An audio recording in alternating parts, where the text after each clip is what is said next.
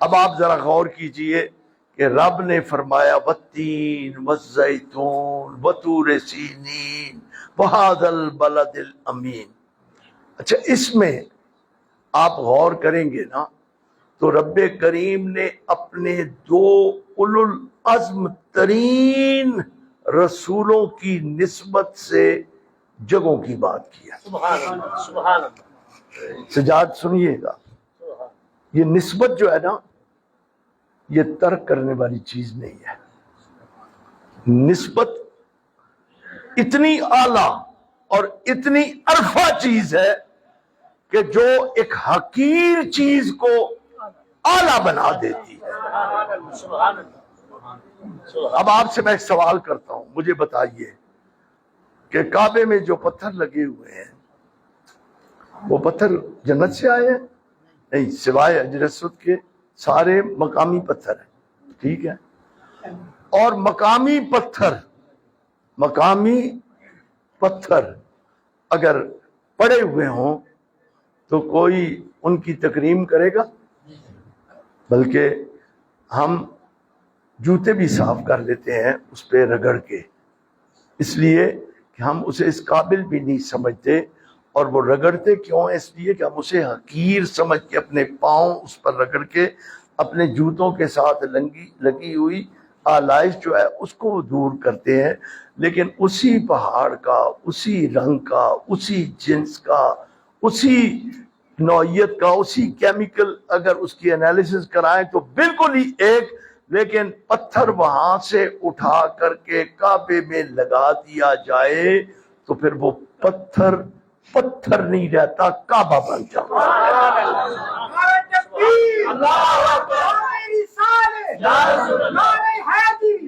وہ پتھر نہیں رہتا. اچھا پھر ہم کس سے سیکھتے ہیں؟ ہم اپنے شیوخ سے سیکھتے ہیں نا.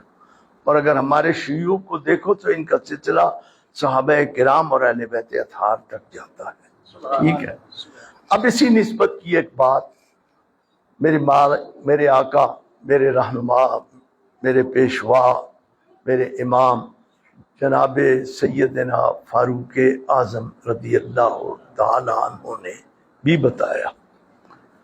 ایک پتھر بڑا عظیم ہے، یعنی میں نے پہلے ایک پتھر کی بات کی جو عام ہے، لیکن ایک دوسرا پتھر ہے جو جنت سے آیا ہے.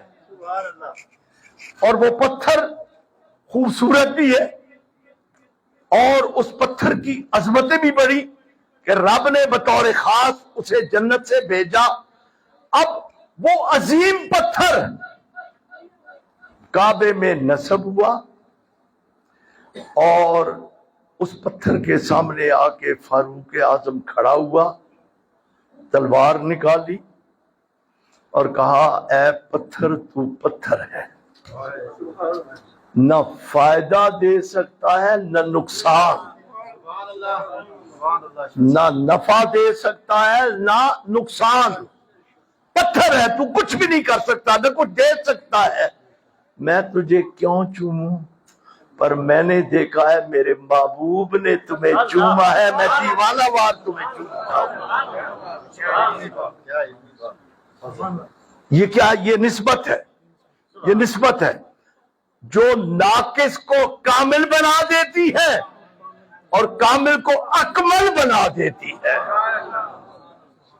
اسی لیے تو معین الدین چشتی اجمیری جب کاملوں کے رہنما کے پاس پہنچے تو بظاہر تو مٹی کا ڈھیر تھا، لیکن معین الدین چشتی اجمیری کی وہ نگاہ تھی جو جتنا زمین کے اوپر دیکھ رہی تھی اتنا زمین کے نیچے بھی دیکھ رہی تھی.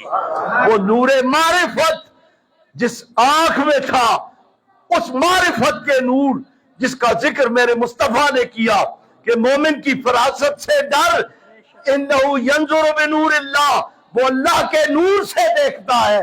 جب معین الدین چشتی اجمیری نے اللہ کے نور سے اس مٹی کی ڈھیری کو دیکھا جس کے اندر حضرت سیدنا عثمان علی حجویری داتا گنج بخش آرام فرما ہے، تو لوگوں سے کہا چلیو لوگو یہ پتھر نہیں جے، یہ مٹی کا ڈھیر نہیں جے، بلکہ دیکھو یہ کون ہے؟ یہ گنج بخش ہے، یہ فیض عالم ہے، یہ گنج بخش ہے، یہ فیض عالم ہے، اور تم اسے کچھ اور مت سمجھو، یہ تو مظہر نور خدا ہے۔